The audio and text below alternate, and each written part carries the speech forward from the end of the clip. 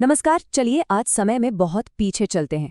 एक ऐसी जगह जो सिर्फ पत्थर की चट्टानें नहीं बल्कि हजारों साल पुरानी एक आर्ट गैलरी है। और इसे बनाया किसने? हमारे ही पूर्वजों ने। ये है भीमबेटका की गुफाएं। कह सकते हैं कि ये इंसानियत की सबसे पहली कहानी की किताब है। जरा सोचिए, क्या हो अगर हम कोई ऐसी कहानी पढ़ सकें जो आज से 30,000 साल पहले लिखी गई हो। कोई किताब नहीं, कोई ग्रंथ नहीं, बल्कि सीधे हमारे पूर्वजों के हाथों से बनी तस्वीरें जो हमें बताती हैं कि उनकी जिंदगी कैसी थी, उन्हें किस बात से डर लगता था और उनकी खुशियां क्या थी। अब देखिए, इस कहानी की शुरुआत ना हजारों साल पहले से नहीं होती, बल्कि इसकी शुरुआत होती है आज से कुछ ही दशक पहले, एक चलती हुई ट्रेन की खिड़की से।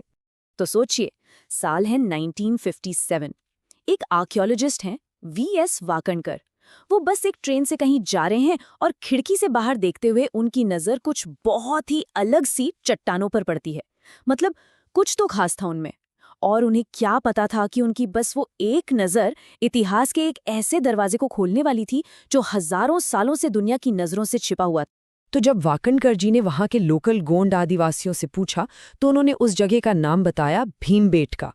उनकी एक मान्यता थी कि महाभारत के पांडव भाई भीम अपने वनवास के दौरान यहीं आके बैठते थे।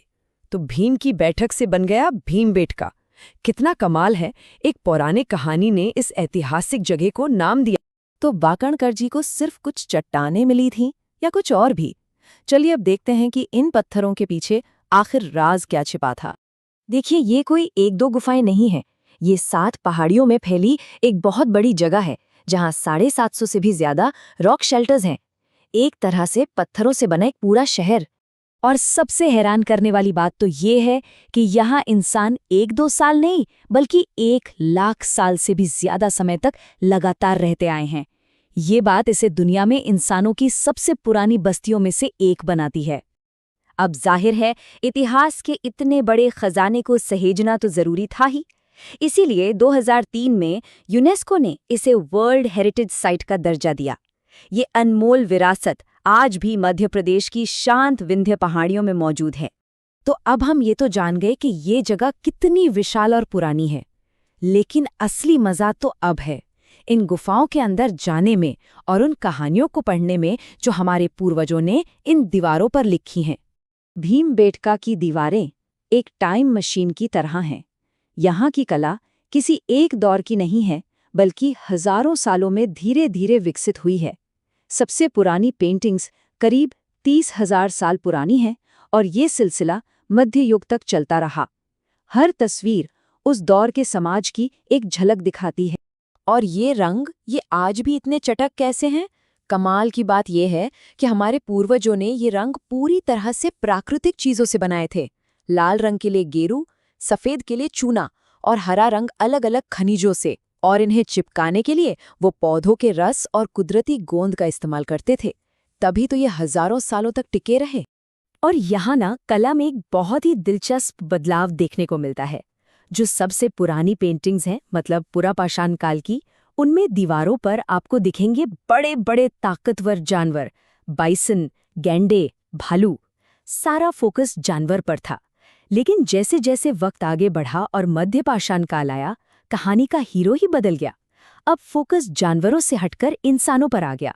छोटी छोटी डायनामिक फिगर्स जो शिकार कर रही हैं, नाच रही हैं, परिवार के साथ हैं। ये दिखाता है कि कैसे हमारा ध्यान सिर्फ जिंदा रहने से हटकर एक कम्युनिटी, एक समाज बनाने पर चला गया। और सबसे मजेदार बात पता है क्या है? बाद में आने वाले लोगों ने पुरानी पेंटिंग्स को मिटाया नहीं, बल्कि उन्हीं के ऊपर अपनी कला बना दी। ये कुछ ऐसा है जैसे एक ही कैनवस पर कई पीढ़ियां अपनी अपनी कहानी लिख रही हों। इससे ये भी पता चलता है कि ये जगह हजारों सालों तक उनके लिए कितनी खास और शायद पवित्र भी रही होगी। तो दीवारों पर बनी कहानियां तो हमने देख ली, लेकिन जमीन के नीचे दबे सबूत क्या कहते हैं? चलिए अब चित्रकारी से परे उनकी असल जिंदगी को देखते हैं। खुदाई ने इन तस्वीरों को और भी जिंदा कर दिया है। जमीन के नीचे से हर दौर के औजार मिले हैं। शुरुआती पाषाण युग की बड़ी बड़ी पत्थर की कुल्हाड़ियां, फिर मध्य पाषाण काल के छोटे और बहुत तेज धार वाले माइक्रोलिथ, और आखिर में ताम्र पाषाण काल के मिट्टी के बर्तन और तांबे के औजार।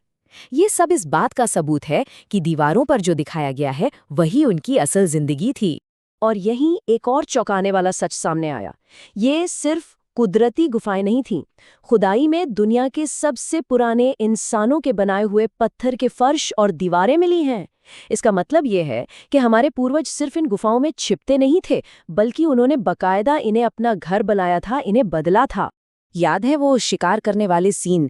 जमीन से मिले ये माइक्रोलिथ वही औजार हैं। ये 1 से 3 सेंटीमीटर के छोटे जामतीय पत्थर के टुकड़े होते थे, जिन्हें लकड़ी के डंडों पर लगाकर खतरनाक तीर और भाले बनाए जाते थे।